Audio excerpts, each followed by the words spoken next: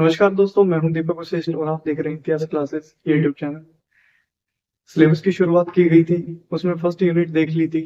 First unit में जो जो पूछा गया था पहले भाग में हमने वो करना शुरू कर दिया था।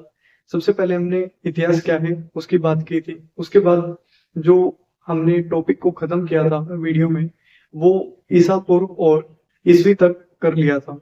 आज हम जो बात करने जा रहे हैं वो प्रमुख संवतों के बारे में है। संवत की शुरुआत किसने की थी? अलग अलग संवत माने जाते हैं अलग अलग जगह पर, या फिर कह सकते हैं कि अलग अलग धर्म द्वारा। ठीक है, हम आज जो शुरू करेंगे वो अपने संवत की शुरुआत देखेंगे। लगभग 10 संवत की बात करेंगे। 10 संवत कौन कौन से उनके बारे में जानेंगे, उनकी शुरुआत कब हुई थी उसके बारे में जानेंगे, और किसने की थी इस बारे में जानेंगे।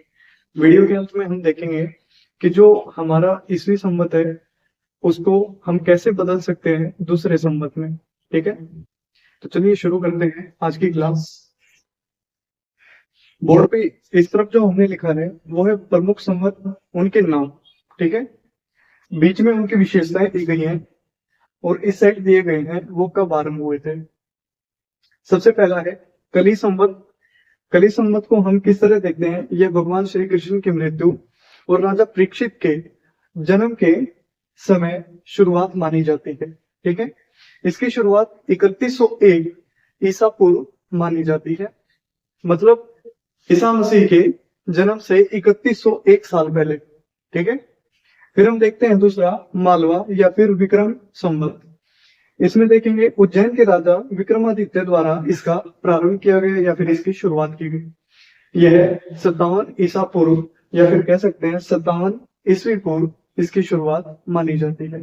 ठीक है, तीसरा शक संवत, जो कि भारत में सरकार द्वारा एक्सेप्ट किया गया था, या कह सकते हैं कि सरकार ने जिसको स्वीकृति दी थी, वो कौन सा है? शक संवत। इसमें यह कनिष्क द्वारा शुरू किया गया था। भारत का यह राष्ट्रीय संवत माना जाता है। स्वीकृति 22 मार्च 1957 को दी गई थी भारत सरकार द्वारा, और इसकी शुरुआत कब हुई थी? 78 ईस्वी में। ठीक है, फिर हम बात करते हैं गुप्त संवत की। गुप्त संवत यह चंद्रगुप्त प्रथम द्वारा शुरू किया गया था और इसका जो समय माना जाता है वो है 319 से 320 ईस्वी का। ठीक है, हमारा जो पांचवा संवत रहता है वो है हर्ष संवत। राजा जो हर्ष हुए हैं, जिसको हम किस नाम से जानते हैं? हर्षवर्धन के नाम से जानते हैं, उनके द्वारा इसकी शुरुआत की गई थी। 606 ईस्वी में इसकी शुरुआत हुई थी।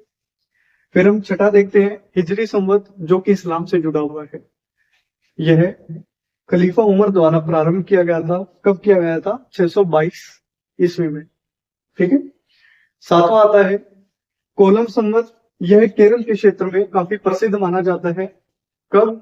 शुरुआती समय में, या फिर कह सकते हैं कि पुराने समय में। इसकी शुरुआत 825 ईस्वी मानी जाती है। हमारा जो आठवां संवत देखने को मिलता है हमें वो है चालुक्य संवत। चालुक्य संवत की अगर बात करें तो यह कल्याणी के राजा विक्रमादित्य शक द्वारा शुरू किया गया था 1076 ईस्वी में। फिर हम बात करते हैं नौवां इलाही संवत। यह प्रमुख माना जाता है, जो मध्यकाल में शुरू किया गया था। मध्यकाल का यह पहला संवत मान सकते हैं हम इसको। ये है क्या? अकबर द्वारा चलाया गया था, अकबर ने इसकी शुरुआत की थी। लेकिन क्या होता है, 1668 में इसको वापस से खत्म कर देता है कौन व्यक्ति? औरंगजेब। ठीक है, शुरुआत कब हुई थी? 1556 ईस्वी में। ठीक है, फिर लास्ट आता है हमारा राज शक संवत। इसका पूरा नाम है राज शक संवत। ये किसके द्वारा चलाया गया? ये मराठा सम्राट छत्रपति शिवाजी द्वारा चलाया गया था। ठीक है, इसका जो समय देखने को मिलता है वो है 1673 ईस्वी में। फिर हम बात करते हैं अपने संवत के रूप को कैसे बदला जाता है। ठीक है, जो संवत दिया गया है उसके रूप को किस प्रकार से बदला जाता है इतिहास में।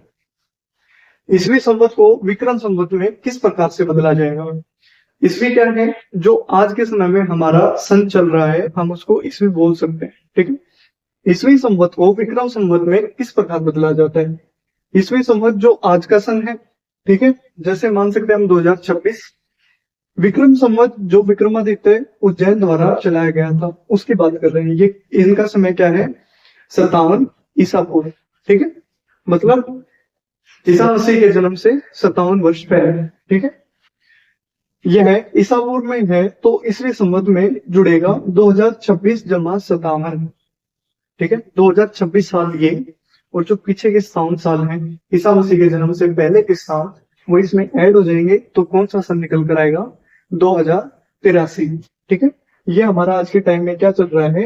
ये हमारा चल रहा है विक्रम संवत के हिसाब से 2083 सन, ठीक है। विक्रम संवत में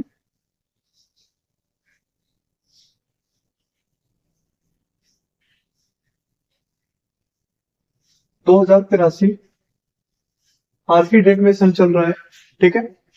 फिर हम बात करेंगे, मैंने ये पूरा प्रॉपर तरीके से समझा रखा है, आप इसको देख सकते हैं, ठीक है। फिर हम बात करेंगे ईसवी संवत को या फिर ईसवी संवत से शक संवत में किस प्रकार से बदला जाता है। शक संवत की शुरुआत 78 ईस्वी से होती है, तो आज की ईस्वी से इसको 78 वर्ष घटा दिया जाएगा, इससे हमें शक संवत प्राप्त हो जाएगा, ठीक है। शक संवत किस प्रकार बोल सकते हैं कि 78 ईस्वी में शुरुआत हुई थी, 2026 साल चल रहा है, 2026 में से अगर हम 78 को माइनस कर देंगे तो वो हमारा किसका ईयर निकल आएगा? वो शक संवत का निकल आएगा, ठीक है। कि शक संवत में कौन सा ईयर चल रहा है, यहाँ पर मैंने माइनस करके भी दिखाया है। 2026 में से 78 को माइनस किया तो क्या कितना आया? 1948, ठीक है। 1948 आज की डेट में क्या है? शक संवत में हम देख सकते हैं, ठीक है। फिर हम बात करते हैं, अगला जो हमारा टॉपिक आने वाला है वो है तिथि का निर्धारण किस प्रकार किया जाता है। मैंने पहले भी बात की है जब हमने सिलेबस की शुरुआत की थी कि सिलेबस में जो जो दिया गया है उसको थोड़ा सा मैंने आपको एक्सप्लेन किया था। अभी इसको पूरे तरीके से देखेंगे। तिथि का निर्धारण दो भागों में किया जाता है, सापेक्ष और निरपेक्ष। पहले ही बता रखा है। यह दो प्रकार की पद्धतियां हैं, प्राय मुख्य रूप से इसको माना जाता है या फिर यह मुख्य मानी जाती है तिथि निर्धारण में, इतिहास में। इनके अंतर्गत अनेक पद्धतियां देखी जाती है जो काल निर्धारण में सहायता करती है।